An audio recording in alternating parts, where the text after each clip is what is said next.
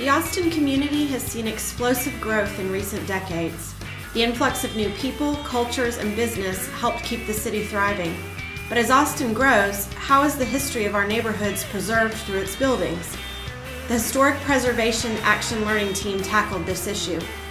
After our initial research, we figured out this was a very broad topic with many implications.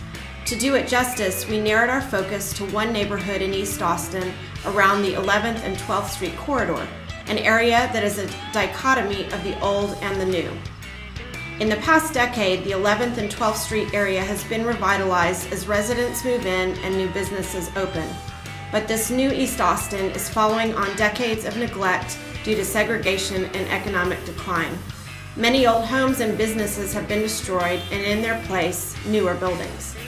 Our team conducted an internal and external dialogue to explore the issue of historic preservation in this part of our community. The stories that are held by the community is reflected in its care of that community. And I think that what I am discovering, and I say that in process, is that the feelings that the African American community has about its Central East Austin community is so conflicted. It's conflicted about saving the shack of a rundown building that actually was one of the first homes built by a freed slave that would be of some significance, even if just in storytelling is of significance. But it is a shack, and what that shack represents in our emotional memory may not be such a good thing. But I think when you have a strip that is nothing but new buildings, and all you've got is a memory of what used to be there's almost a sense of loss, because it hasn't been replaced with something in kind. You know, I mean, there hasn't been something that people can attach themselves to emotionally that replaced the building that's gone now.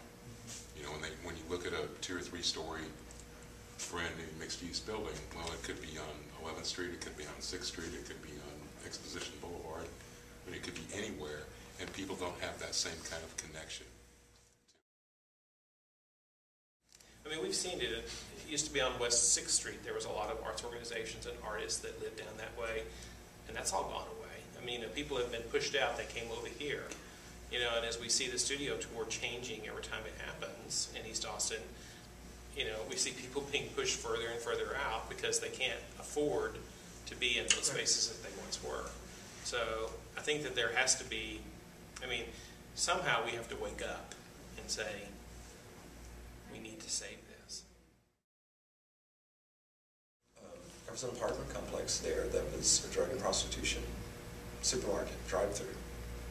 And everybody knew it, they just couldn't shut it down. So when those blocks were stripped of everything there and something new was built there, I think everybody was in agreement that, yeah, this is what needs to happen. I'm a student of history, and I believe in telling the story. But sometimes maybe that doesn't mean that the building gets saved, but the story gets saved. There were some parts where I wanted to jump in and make a comment or ask some more questions. Yeah. And I felt that it was drawing out, the challenge for me was not asking the questions my mind was thinking of were very much about the strategy or the solution or kind of giving me more information, and I was trying so hard to just let it be about kind of these broad questions about values and personal experience. And it was cool because normally in a dialogue or in something I'd be facilitating, I would have asked those questions and not trusted that that would have just come out of the group. Because really everything, and from my perspective, that I thought we might talk about or touch on, I actually thought came out on its own really naturally. So just sort of trusting the process, it was a really good lesson for me. Didn't you think it was interesting at the end, though, when they asked him, so what do you want out of this? What's this about? Yeah, a little skeptical. Really more, is this really just a conversation?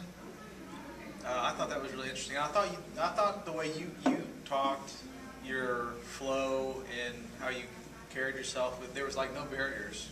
I mean, I think you could have said anything, and I think clearly they were very gracious at the end because they felt that they could say anything. And I felt like they were receptive to the dialogue because it wasn't structured.